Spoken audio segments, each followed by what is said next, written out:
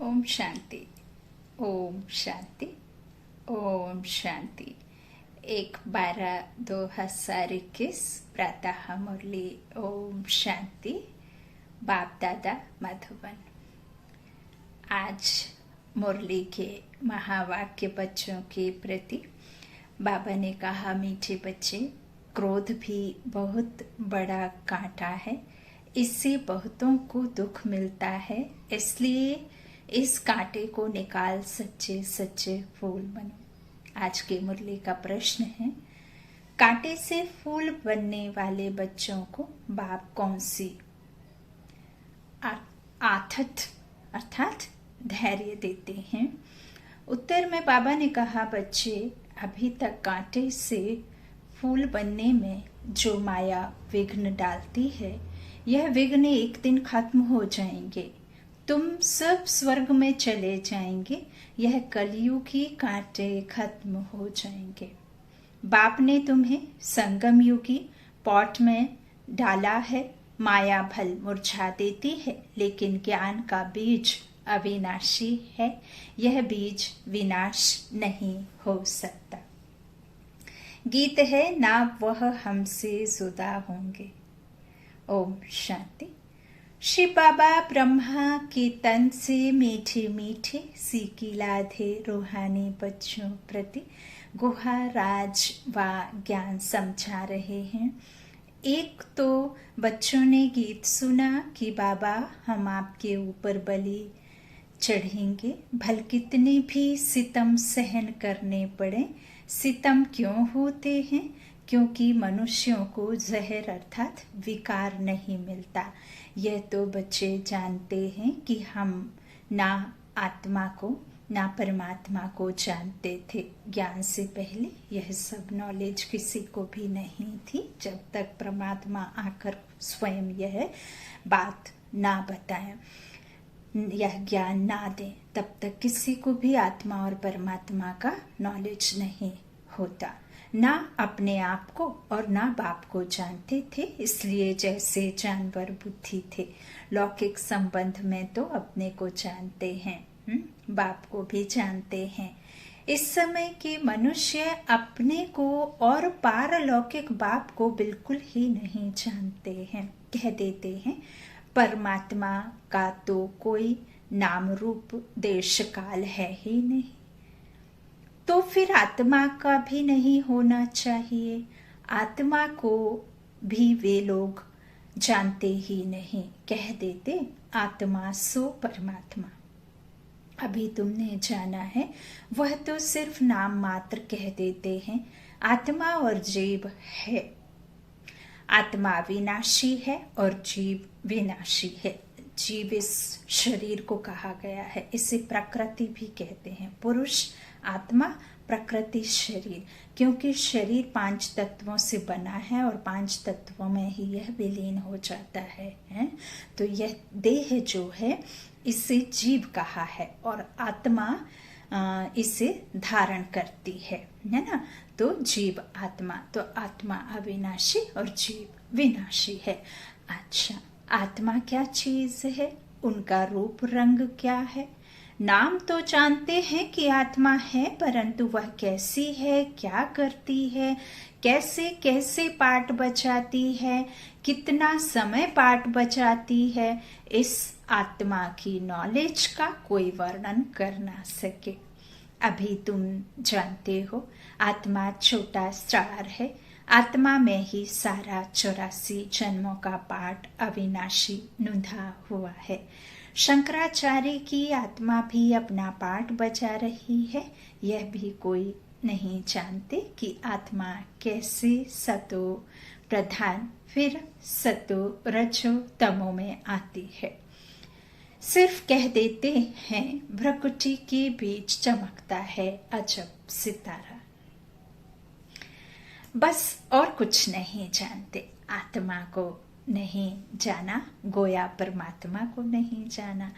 इस समय यह है कांटों का जंगल, सब कांटे हैं ना रचयिता परमपिता परमात्मा को जानते हैं, ना रचना के आदि मध्य अंत को जानते हैं। तुम बच्चे आत्मा और परमात्मा को जानते हो, सो भी नंबरवार पुरुषार्थ अनुसार। बहुत बच्चे हैं जो यथार्थ रीति नहीं जानते, देह अभिमान में रहने के कारण पूरी धारणा नहीं होती है। नंबरवार हैं, नंबरवार तो है ना। पूछते हैं, बाबा ऐसे क्यों हैं? बाबा कहते हैं, बच्चे यह राजधानी स्थापन हो रही है, इसमें सब प्रकार के जरूर चाहिए। पत्थर बुद्धि हो तब तो कम से कम पद पाएं, अगर खुद जानते हो तो औरों को भी समझाएं। तुम कहेंगे आगे चलकर समझाने लग पड़ेंगे, परंतु ऐसे भी कोई चाहिए तब तो कम पद मिलेगा ना। कहाँ राजा कहाँ प्रजा, कितना फर्क है। यहाँ तो राजा प्रजा सबको दुख है, सतयुग में ना राजा को दुख ना प्रजा को दुख, परंतु मर्तबे में फर्क है। पूरी धारणा ना होने के कारण किसको समझा नहीं सकते हैं, फिर कोई ना कोई कांटा लगता रहेगा, कभी लोभ का कभी मोह का। भूतों की प्रवेशता होती रहेगी, यह भी होना है जरूर। तुम हो प्रजापिता, ब्रह्म कुमार कुमारियां। प्रजापिता का बाप कौन? शिव बाबा। बाकी शिव का बाप कोई होता नहीं, उनके ऊपर कोई नहीं होता है ना। डायरेक्टर क्रिएटर वही हैं, उनके ऊपर कोई नहीं, हम सबके ऊपर हैं।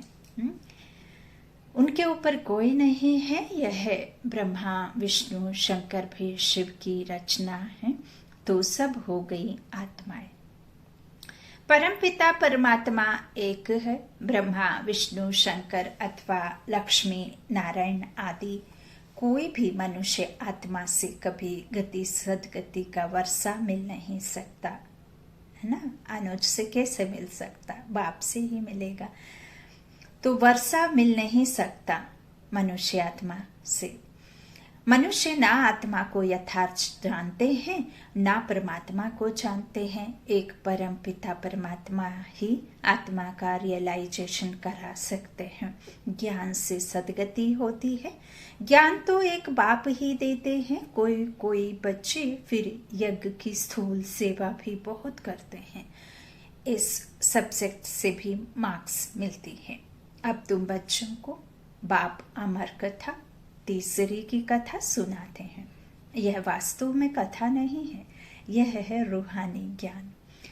अपने को और बाप को जानना, वह तो कह देते हैं जैसे पानी से बुदबुदा निकलता है फिर समा जाता है। हम ब्रह्मा से पैदा हो पाठ बजाए फिर ब्रह्म में लीन हो जाते हैं या ब्रह्मा ही बन जाते हैं, और कोई रचना और रचता का ज्ञान है ही नहीं। ज्ञान तो बाप ही आकर समझाते हैं। इनका नाम है शिव। फिर उनको कोई रुद्र भी कहते हैं, कोई पाप काटेश्वर भी कहते हैं। अनेक नाम रख पूजा की सामग्री बढ़ा दी है। जो जो परमात्मा ने कर्तव्य किया है उस पर भिन्न भिन्न नाम रख बहुत मंदिर बना दिए हैं। अब बाप कहते हैं यह है कांटों की दुनिया, विषय सागर।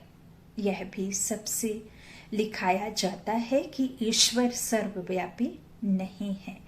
बाप तो आकर भारत को स्वर्ग बनाते हैं तो सारी दुनिया स्वर्ग बन जाती है, यह भी किसकी बुद्धि में नहीं आता। शास्त्र सब हैं भक्ति के, बाकी एक को अपने अपने काम का ज्ञान है। बाढ़े माना कारपेंटर को बाढ़े का ज्ञान है, डॉक्टर को डॉक्टरी का ज्ञान है। यह है रूहानी ज्ञान। अब डॉक्टरी ज्ञान से तो सर्वात्माओं की सदगति नहीं हो सकती।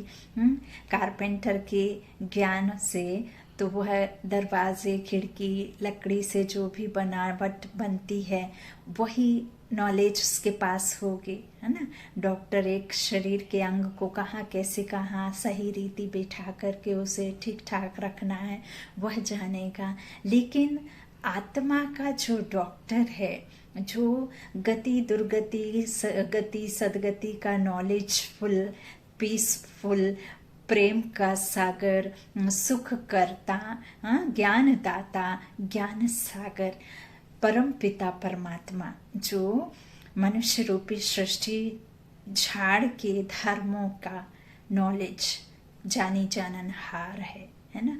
तो यह ऊंचते ऊंच ज्ञान जो एक परमात्मा आकर, यह स्वयं आकर के अवतरण लेकर के देते हैं, तो यह ज्ञान है ऊंचते ऊंच, और इस ज्ञान के बिना किसी भी मनुष्य की सदगति नहीं है।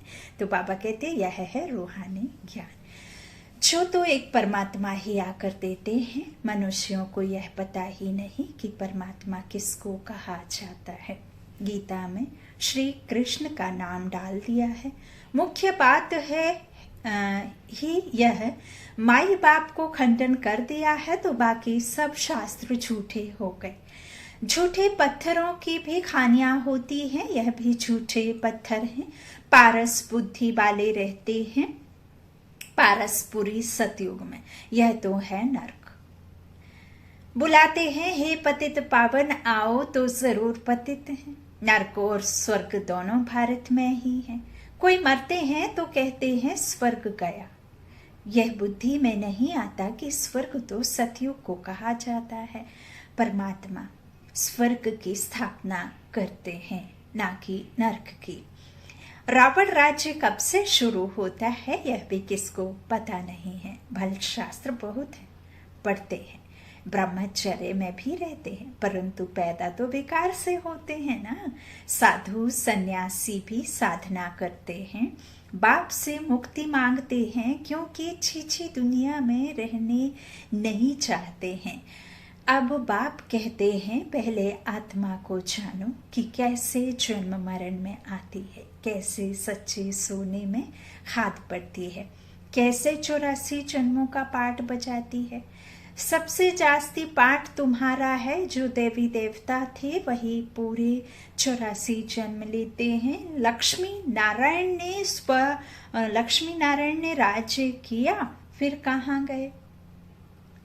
उनकी आत्मा ने जरूर जन्म तो लिया होगा ना। जो जन्म मरण में आते हैं तो वो जन्म बार बार लेते हैं ना, 84 के चक्र में जो आते हैं, है ना, तो वापस जन्म तो लेंगे। ऐसा तो नहीं कि आदि में ले लिया फिर कल्प बाद लेंगे, है ना। तो वो सतो रजो तमो में आना है तो 84 के चक्र में आत्मा एक शरीर छोड़ दूसरा लेगी। तो लक्ष्मी नारायण पूरे 84 जन्म लेते हैं। अब उनकी आत्मा, बाबा कहते फिर से जन्म तो लिया होगा, अब वह कहाँ है कोई जानता नहीं। क्रिश्चियन लोग जानते हैं कि क्राइस्ट इस समय बैगरी पार्ट में होगा। तुम तो अच्छी रीति जानते हो कि लक्ष्मी नारायण जो स्वर्ग के मालिक थे, उन्हों को ही पुनर्जन्म ले 84 जन्म पूरे करने हैं। सभी आत्माएं 84 जन्म नहीं लेंगी, यह भी ज्ञान बुद्धि में धारण करने का है। योग में रहने के सिवाय कांटों से फूल बन नहीं सकते। योग से ही विकर्म विनाश होंगे और सतो प्रधान फूल बनेंगे। जब तक यहाँ है तब तक कुछ न कुछ कांटे पने का अंश रहता है। फूल बन गए हो फिर तुम यहाँ रह नहीं सकेंगे। फूल बनने के बाद यहाँ कोई रह नहीं सकेंगे। फूलों का बगीचा सतयुग को कहा जाता है। अभी तुम कांटों के जंगल अथवा रावण के राज्य में हो। सब कांटे ही कांटे हैं। जो बहुत कांटों को फूल बनाते हैं उन्हें ही सच्चा खुशबूदार फूल कहेंगे। एक फूल होता है किंग ऑफ फ्लावर, सफेद होता है, टेबल पर रख दिया जाता है, फिर खिलता रहता है, खुशबू बढ़ती रहती है। ऐसा फूल कोई होता नहीं। अब किंग फूल है तो क्वीन भी चाहिए। रात की रानी, गुलाब, मोतिया आदि अच्छे अच्छे फूल हैं। फ्लावर शो दिखाते हैं, वहां सब अच्छे अच्छे फूल ले आते हैं। जो अच्छे अच्छे फूल लाते हैं उनको इनाम भी मिलता है। तुम भी फूलों का बगीचा बनाते हो ना। शिव पर फूल चढ़ाते हैं, उसमें रतन जोत अख के फूल भी चढ़ाते हैं। बाबा ने समझाया है, मैं यहाँ तुम बच्चों को फूल बनाने का पाठ बजाता हूँ। मैं जानता हूँ कौन गुलाब के फूल, कौन मोतिया है, कौन रतन जोत है, कौन आँख है, सबसे छीछी होता है आँख। उनकी चलन ही कांटों में सल होती है। कोई कोई बहुत तीखे कांटे हैं, क्रोध भी एक कांटा है। देखिए, जो ऑलरेडी सुशोभित, श्रृंगारित, एवर प्योर है, जो दुख सुख में आता ही नहीं, वो इस सृष्टि नाटक मंच पर एक्ट करता ही नहीं। उसका तो पार्ट जब है अवतरण होकर के थोड़े समय के लिए, जब दुखी इंसान परमात्मा आते हैं और दुखी इंसान को उस दुख की दुनिया से निकाल बाहर लेकर के जाते हैं और सुख की दुनिया में ले जाते हैं, तो यह सिर्फ पार्ट परमात्मा का है। तो वह कांटों को फूल बनाते हैं। अब जो कांटों को फूल बनाने वाला होगा वो खुद फूल होगा ना। अब उसके ऊपर ही आँख का फूल चढ़ा करके और कहते कि परमात्मा इसकी मांग करते हैं, ईश्वर इस सब की मांग करते हैं। कितना अंधेर में जमाना हो गया है कि स्थूल वस्तुओं को चढ़ावे के तौर पर और चढ़ा करके खुश होते हैं और कहते हैं यह ईश्वर हमसे मांग करता है, जबकि ईश्वर तो खुद ही फूल बनाने आया है। वो कैसे कोई चीज मांगेगा, है ना। वो तो दाता है ना। दाता को क्या चाहिए? दाता सिर्फ देता है, दाता मांगता कभी नहीं है। मांगने वाले तो हम हैं ना, जो सतो रजो तमो में आते हैं।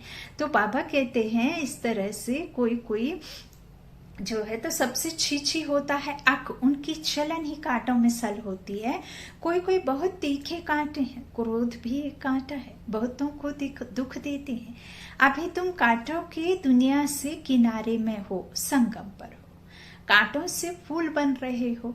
जैसे माली कांटों को निकाल फूलों को अलग पॉट में रखते हैं, तुमको भी बाबा ने अलग कर दिया है। तुम संगम पर हो, तुम्हारी मरम्मत होती रहती है, फिर भी माया कांटा बना देती है। फिर भी एक बार हमारा बन गया ना, तो यह माया के विघ्न भी एक दिन खत्म हो जाएंगे। फिर यह जो पॉट में लगे हुए फूल हैं वह स्वर्ग में चले जाएंगे। कलयुगी कांटे सब भस्म हो जाएंगे। तुम कितने थोड़े फूल हो, तुम्हें संगम युगी पॉट में डाला है, बीज बोया हुआ है, माया का तूफान लगता है तो मुरझा देता है। फिर भी अविनाशी ज्ञान का बीज एक बार डाला है तो वह विनाश नहीं होता है। बाप बैठ बच्चों को समझाते हैं, तुम बच्चों को बहुत बहुत निडर बनना है। बाबा कहते हैं कि यह लिख दो कि हर 5000 वर्ष के बाद यह मेला आत्मा और परमात्मा का मेला, मिलन का मेला, प्रदर्शनी हम इस संगम पर दिखाने आए हैं। यह तो लिखना है कि यह लड़ाई 5000 वर्ष के बाद लगती है। पुरानी दुनिया को नया बनाने या नरकवासियों को स्वर्गवासी बनाने बाबा डायरेक्शन तो देते हैं, बहुत देते हैं। युक्तियां तो बहुत सहज बताते हैं, बाप को याद करो और स्वर्ग की बादशाही लो। मनुष्य तो पानी में डुबका मारते रहते हैं, सो भी सागर में जाए ना। नदियां सागर से निकलती हैं, नदियों का बाप सागर है ना। वहां जाकर स्नान करो, परंतु वह खारा है इसलिए मीठी नदियों में स्नान करते हैं, है ना। नमकीन है ना सागर, तो कहाँ जाते हैं? मीठी नदियों में स्नान करते, परंतु वह खारा है, बाबा कहते। तो अभी तुम हो ज्ञान सागर के बच्चे, ज्ञान सागर पतित पावन बाप है। तुम उनके बच्चे हो जो जितनी जास्ती सर्विस करेंगे तो समझा जाएगा यह अच्छा फूल है। प्रदर्शनी में भी घड़ी घड़ी अच्छे फूलों को बुलाते हैं। बाबा कहते हैं, समझते हैं फलाने हमसे होशियार हैं, परंतु होशियार का फिर रिगार्ड भी रखना चाहिए। बाबा हमेशा समझाते हैं, कभी क्रोध नहीं करो, प्यार से समझाओ। क्रोध कोई करता है तो बाबा समझते हैं कि इनमें कड़ा भूत है। माँ बाप पर भी क्रोध करने में देरी नहीं करते हैं और ही दुर्गति को पालेंगे। गरीब निवास कब गरीबों पर कोई क्रोध करेंगे क्या? गरीब निवास कब गरीबों पर क्रोध करेंगे क्या? गरीब निवास बाबा आया ही है गरीबों को साहूकार बनाने। यहाँ जो पद्मपति हैं दूसरे जन्म में नौकर चाकर बनेंगे। गरीब जो अच्छी रीति पढ़ेंगे वह जाकर राजा रानी बनेंगे। ऐसे भी सेंटर्स पर आते हैं जो ईश्वरीय सेवा में कुछ नहीं देते हैं। उनको पता ही नहीं कि थोड़ा भी बीज बोने से हमारा भविष्य कितना ऊंचा बनेगा। सुदामे का मिसाल है ना। ईश्वर अर्थ दान करते हैं, समझते हैं दूसरे जन्म में फल मिलेगा। बाबा लिख देते हैं, बच्चे तुमको एक ईंट के बदले महल मिल जाएंगे। यहाँ कौड़ियाँ देते हो वहाँ हीरे बन जाते हैं। इसलिए चावल मुट्ठी का गायन है। गुरु नानक के ठिकाने में जाते हैं, कुछ ना कुछ रखते जरूर हैं, परंतु यहाँ तो बाप दादा है ना। अच्छा, मीठे मीठे सीखी लाधे बच्चों प्रति माता पिता बाप दादा का याद प्यार और गुड मॉर्निंग। रूहानी बाप के रूहानी बच्चों को नमस्ते। हम रूहानी बच्चों के रूहानी माता पिता बाप दादा को याद प्यार और गुड मॉर्निंग। शुक्रिया बाबा, मीठे बाबा, प्यारे बाबा। धारणा के लिए मुख्य सार। पहला, बाबा ने बच्चों से कहा, बहुत बहुत निडर बन, कांटों को फूल बनाने की सेवा करनी है, सब में अविनाशी बीज बोते रहना है। दूसरा, क्रोध का बहुत बड़ा कांटा है, उससे छोड़ बहुत बहुत प्यारा बनना है। प्यार से सर्विस करनी है, सर्विसेबल का रिगार्ड रखना है। आज का वरदान बच्चों के लिए, सर्व के गुण देखने व संतुष्ट करने की उत्कंठा द्वारा सदा एक रस उत्साह में रहने वाले गुणमूर्त भव। सदा एक रस उमंग उत्साह में रहने के लिए जो भी संबंध में आते हैं उन्हें संतुष्ट करने की उत्कंठा हो।